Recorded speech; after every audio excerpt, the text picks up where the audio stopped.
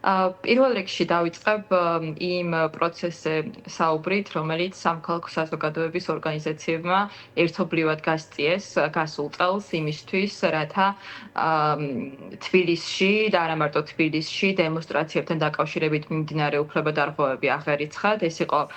მასობრივი პროცესი, სადაც 11 ორგანიზაცია იყო ჩართული, მათ შორის საქართველოს ახალგაზრდა იურისტთა ასოციაცია და ჩვენ შევეცადეთ შეგვეგროვებინა საკვანძო მტკიცებულებები. ამ დოკუმენტირების პროცესში, რომელიც ანგარიშით საჯარო არის, ხელმისაწვდომია ყველასთვის, მათ შორის საგამოძიებო უწყებებისთვისაც, ჩვენ ჯერ კიდევ ადრეულ პერიოდში ვსაუბრობდით იმასთან დაკავშირებით, რომ შესაძლოა გამოყენებული ყოფილიყო წყლის ჭაობთან ერთად ისეთი ნივთიერება, რომელიც საბოლოო ჯამში ეფექტების სახით იწვევდა ისეთ შედეგებს, რაც ნაკლებ სავარაუდოა, რომ მხოლოდ წყლის ჭაობს გამოეწვია.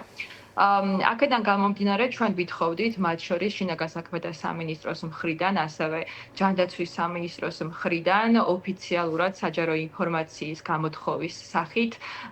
ინფორმაციას იმასთან დაკავშირებით, თუ რა საშუალებები იქნა გამოყენებული. თუმცა სამწუხაროდ ჩვენ შინაგან საქმეთა სამინისტრომ ასეთი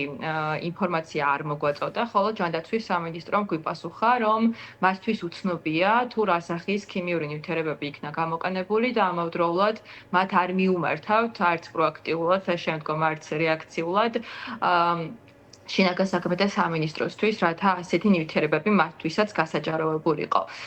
დღევანდელი პერსპექტივიდან გამოძიებასთან დაკავშირებით ჩვენ ვერ ვიტყვით, რომ არ არსებობს პერსპექტივა, რომ რეალურად დადგინდეს, თუ კი ვინმეს ინტერესი აქვს, რომ დადგინდეს რა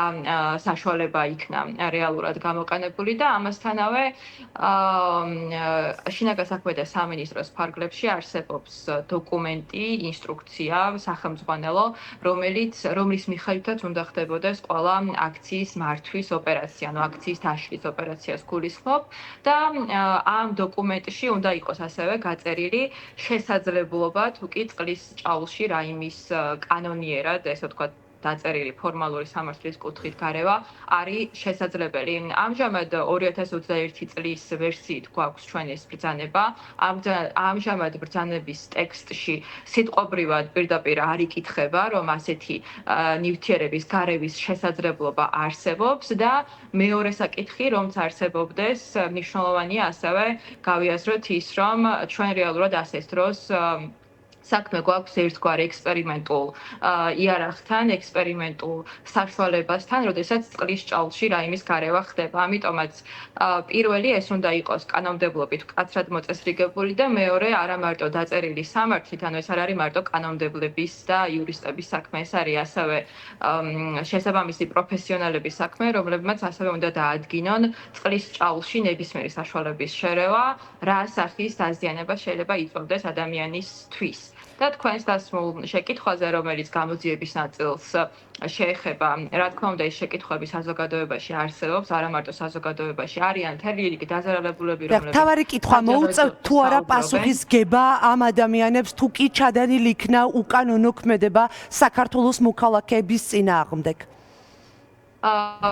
რა თქმა უნდა, როდესაც უკანონო ქმედებასთან, რომელიც უტოლდება დანაშაულის კვალიფიკაციას სისხლის სამართლის წესით, ასეთ დროს, რა თქმა უნდა, არსებობს მოთხოვნა კონკრეტული პირების პასუხისგებაში მიცემასთან დაკავშირებით, თუმცა უპირველესი და მინიმალური გარანტია, რომელიც ახლა უნდა შეფასდეს და მათ შორის საქართველოს პროკურატურაშიც მიმდინარეობს გამოძიება აქციების კონტექსტში ჩადენილ დანაშაულებთან დაკავშირებით არის ის, თუ საერთოდ წყლის ჭაულში რაიმის შერევა რამდენად აკმაყოფილებს კანონიერების მინიმალურ პრინციპს საქართველოს კანონმდებლობით, იმიტომ რომ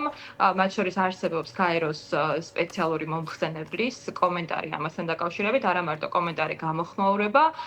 რომელიც ცხადყოფს საერთაშორისო სტანდარტების მიხედვით, რომ წყლის ჭაულში საშუალებების გარევა უთანაბრდება ერთგვარ ექსპერიმენტულ იარაღს, რომლის გამოყენებაც ადამიანების ფართო მასის მიმართ ეს შესაძლოა რიგ შემთხვევაში ასევე გაუტოლდეს ისეთ აბსოლუტურად აკრძალულ ქმედებას, როგორიც არის წამების აკრძალვა საერთაშორისო სამართალში და არა მარტო საერთაშორისო სამართალში ჩვენი კანონმდებლობის განუყოფელი ნაწილი არის ეს. მადლობა. თამარ ონიანი, საქართველოს ახალგაზრდა იურისტთა ასოციაციის თავმჯდომარე, საუბრობდა დღის ამბებში.